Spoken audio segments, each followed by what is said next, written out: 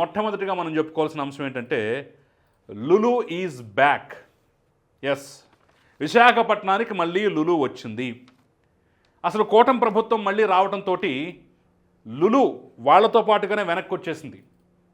2019 నుంచి 2024 మధ్య జగన్మోహన్ రెడ్డి సర్కారు హయాంలో అవమానపడి అవమాన భారంతో వెళ్ళిపోయి అసలు మేము మళ్ళీ ఆంధ్రప్రదేశ్లో అడుగు పెట్టాం, భారతదేశంలో ఎక్కడైనా వ్యాపారం చేస్తాం, ఎక్కడైనా పెట్టుబడి పెట్టుకుంటాం తప్ప ఆంధ్రప్రదేశ్ మ్యాప్ వైపు కూడా కన్నెత్తి చూడడం అనేటటువంటి లులు మాల్ చంద్రబాబు నాయుడు ముఖ్యమంత్రి కావడంతో ఆ సంస్థ మళ్ళీ తిరిగి వచ్చిందనమాట.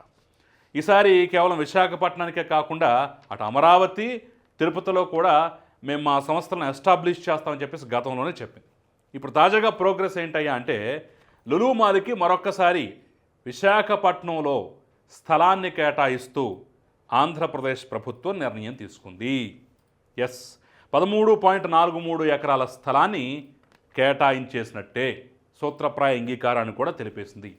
గతంలో ఏ స్థలం అయితే కేటాయించారో అక్కడ పనులు ప్రారంభించేలోగా ప్రభుత్వం మారిపోవటం కానివ్వండి, ఆ తర్వాత దాన్ని వెనక్కి తీసుకోవటం కానివ్వండి, వాళ్ళ అవమాన భారంతో వెళ్ళిపోవటం కానీ జరిగింది కదా, సేమ్ అదే స్థలాన్ని మళ్ళీ తిరిగి కేటాయించడం జరిగింది.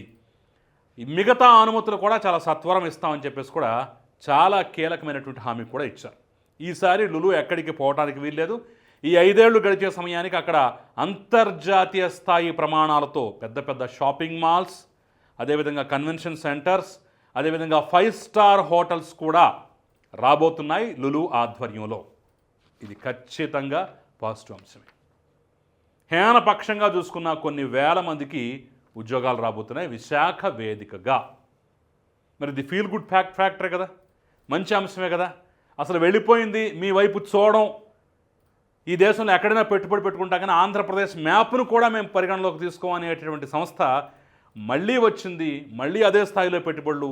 ఈసారి కేవలం విశాఖకే కాకుండా 2 చోట్ల, మిగతా 2 చోట్ల కూడా మేము పెట్టుబడి పెడతామని చెప్పేసి చెప్పిందంటే మంచి పరిణామం. ప్రభుత్వం కూడా ముందడుగు వేసి మళ్ళీ స్థలం కేటాయించిందంటే మంచి పరిణామం. ఒక టార్గెట్ పెట్టుకుని అక్కడ పనులు చేసుకుంటున్నారంటే మంచి పరిణామం. రాబోయే ఉద్యోగాల అంశం చూసుకున్నట్టయితే ఖచ్చితంగా మంచి పరిణామంగా చెప్పుకోవచ్చు.